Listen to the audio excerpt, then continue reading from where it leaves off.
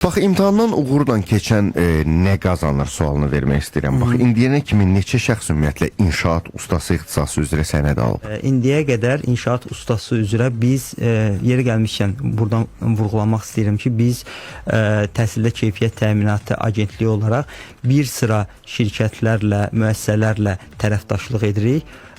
Buna nümunə olaraq Paşa Bank, Kapital Bank, Toyota, eyni zamanda Norm ASC, İFİ Azərbaycan və digərlərini göstərə bilərik ki, biz onlarla əməkdaşlıq çərçivəsində müvafiq bilik, təcrübə, səriştə və bacarıqların qiymətləndirməsi həyata keçiririk. Elə inşaat ustalarıyla söhbət düşmüşkən biz Norm ASC ilə tərəfdaşlıq çərçivəsində onların müraciətləri əsasında onların Norm Ustalar Klubu üzvlərindən ibarət şəxslər üçün biz bu qiymətləndirməni həyata keçirdik.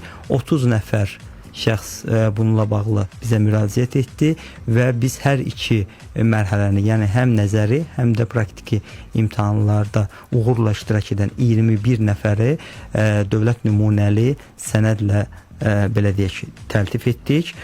İmtahandan uğurla keçən namizədlər nə əldə edir? Ərizəçiyə təqdim olunan 2 sənəd olur.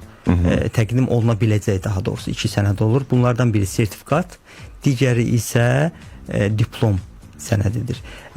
Sertifikat hansı hallarda ərizəçiyə təqdim olunur? Əgər müvafiq ixtisas üzrə bir və ya bir neçə modul üzrə müraciət olunursa və bizim tərəfimizdən qiymətləndirmə həyata keçirilirsə və uğurlu nəticə əldə olunursa, biz bu halda həmin şəxsə sertifikat, dövlət nümunəli olan sənəd təqdim edirik. Sertifikat əldə edən şəxs rəsmi olaraq əmək fəaliyyəti ilə məşğul olmaq hüququna sahib olur.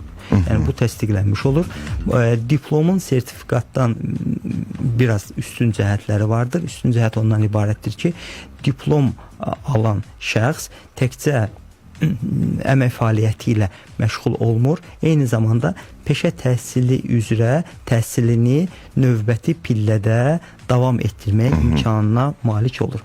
Bu hansı şəxslərə biz diplom veririk? O şəxslər ki, müvafiq ixtisas üzrə bütün modulları qiymətləndirməsindən və praktiki imtahandan uğurla keçən şəxslərə biz diplom, dövlət nümunəli olan sənəd, diplom təqdim edirik və bu diplom ilk peşə təhsili səviyyəsində təhsil haqqında sənədə bərabər sayılır və bu da sanki vətəndaşlarımız üçün müəyyən mənada bir stimul rolunu oynayır. İmtahanın nəticəsindən narazı qalan şəxslər ola bilər də, təbii ki, bu da reallıqdır. Hara şikayət eləməlidir?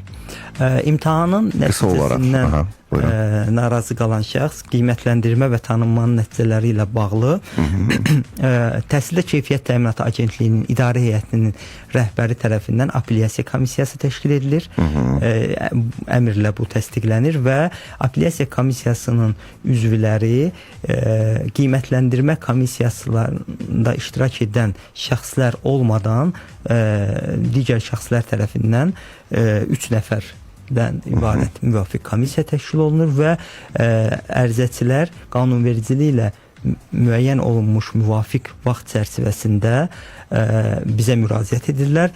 Biz də onların müraciətini, həmin apellyasiya komissiyası buna baxış keçirir və 10 iş günü ərzində apellyasiya komissiyası qərar verir ki, biz hansı istiqamətdə ərizəçinin müraciətinə baxmalıyıq. Əgər doğrudan da onların arasında sadə səs vermə yolu ilə bu həyata keçirilir. Əgər doğrudan da müraciətçinin, şikayətçinin iddiası doğrudursa, həmin şikayətçinin iddiası təmin edilərək o növbəti dəfə təşkil ediləcək imtahana bizim tərəfindən yenidən imtahana buraxılır. Yox, əgər belə deyək, müraciətçinin iddiası doğru deyilsə, biz buna yenə də imtina qərarını qüvvədə saxlayırıq. Bu halda vətəndaş artıq inzibati qaydada və yaxud da məhkəmə qaydasında şikayət etmək hüququna malikdir.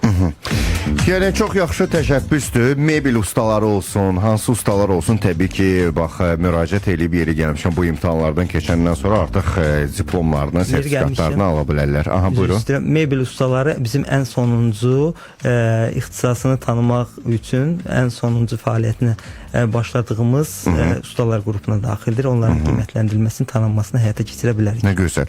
Yeri gəlmişkən inşaat ustası bax, ixtisası üzrə peşə ixtisas sənədi alan şəxs digər inşaat ustaları ilə müqayisədə sonra hansı üstünlüklərə malik olur? İlk öncə həmin şəxsin rəsmi bilik və bacarıqlarının rəsmi standartlara, dövlət standartlarına uyğunluğu təsdiq olunmuş olur.